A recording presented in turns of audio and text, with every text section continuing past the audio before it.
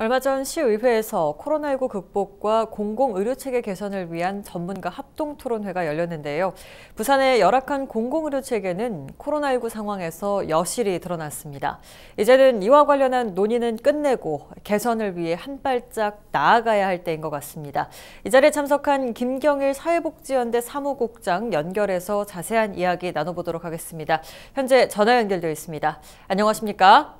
네, 안녕하세요. 네, 시의회에서 공공의료 강화를 위한 정책 토론회가 진행이 됐습니다. 관련된 논의는 여러 차례 진행이 됐었는데 이번 토론회 유의미한 메시지가 나왔습니까?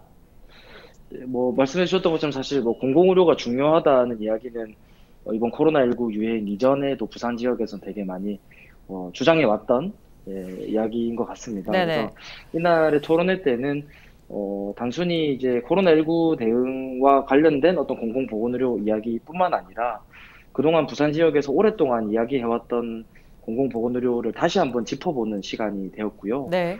특히 이제 민선 7기 때 공약했던 공공보건의료 벨트라고 하는 서부산 의료원을 건립하고 동부상권에서는 침례병원을 민간병원을 인수해서 공공병원으로 설립하는 이제 동부산, 서부산, 중부산의 공공병원을 확충해 나가는 과정에 대한 진단을 한 번 더 하는 시간이 되었고, 특히 이제 아무래도 시국이 이렇다 보니 감염병 대응과 관련돼서는 현재 상황이 어떠한지 이런 부분들을 좀 총체적으로 짚어보는 시간이었다고 이해해 주시면 좋을 것 같습니다. 근데 이제 이런 정리할 수 있는 시간들이 사실 이제 감염병 대응을 계속 해 나가다 보면 그동안 계획해왔던 부분들을 좀 놓치게 되기도 하고 준비해왔던 것들을 좀 챙기지 못하는 일들이 많이 생기다 보니까 아무래도 좀 그런 향후 장기화에 대비해서 앞으로 내년도 예산을 수립하고 향후 부산시의 공공의료 정책을 수립할 때 어떻게 좀 바꿔 나갈 수 있을까?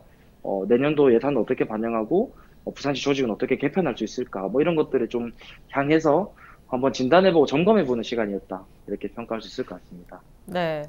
네, 코로나19로 부산의 열악한 공공의료 수준이 여실히 드러나기도 했는데요. 국장님이 보시기에 부산의 공공의료 수준은 어느 정도라고 생각을 하십니까? 상징적으로 이야기할 때 병원은 많은데 건강은 나쁘다 이렇게 이야기를 많이 하는데요. 네네. 단적으로 서울 시민보다 부산 시민이 2년 빨리 죽는다 이렇게 건강 격차를 이야기하기도 하고요.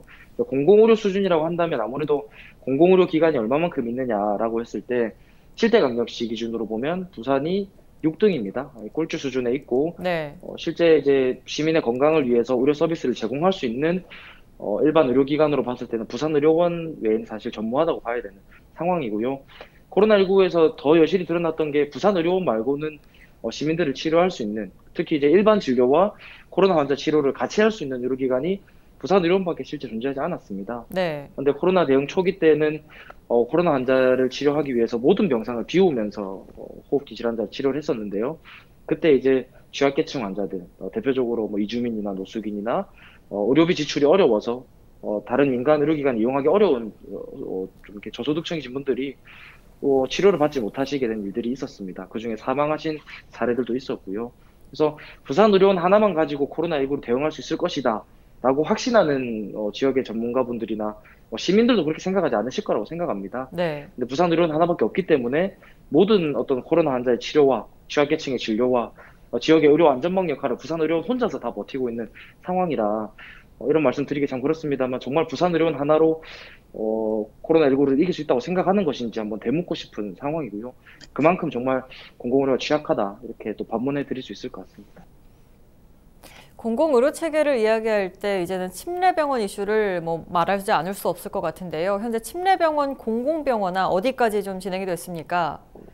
이제 그 민간 매각 우려는 사라진 상황이라고 봐야겠죠. 아무래도 경매가 진행되다가 제1 채권자가 침례병원 부지를 구입하게 되었고, 네. 이제 향후 이제 공공병원 설립을 위해서 타당성 조사라든지 이후에 기재부의 예비 타당성 조사를 통과해야 되는 절차가 남아 있습니다. 근데 이제 지난 5월, 6월쯤이었나요? 이제 보건복지부의 지방의료원 설립 타당성 조사와 관련해서는 타당성 조사 결과가 발표되었죠.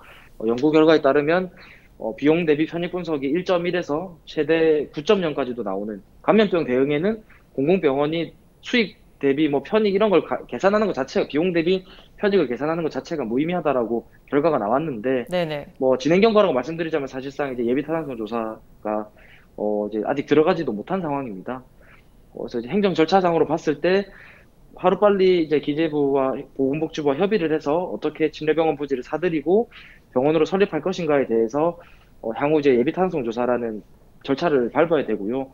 서부산의료원도 사실 예비타당성 조사 대상에 선정이 돼서 지금 들어가 있습니다만 결과가 나오지 않고 있습니다. 그래서 침례병원과 서부산의료원을 별도로 보는 것이 아니라 예비타당성 조사라고 하는 어떤 공공병원이 수익을 창출해낼 수 있느냐라는 가치로 지금 평가를 하고 있는데 이 예비타당성 조사를 어떻게 넘을 것인가 지금 국회에서는 면제하자는 법안까지 발의가 되는 걸로 알고 있는데요. 그 부분이 아마 침례병원뿐만 아니라 서부산의료원까지도 아마 함께 공공병원 설립이 가능할 것인가 좀 바로미터가 되지 않을까 그런 생각이 듭니다. 네.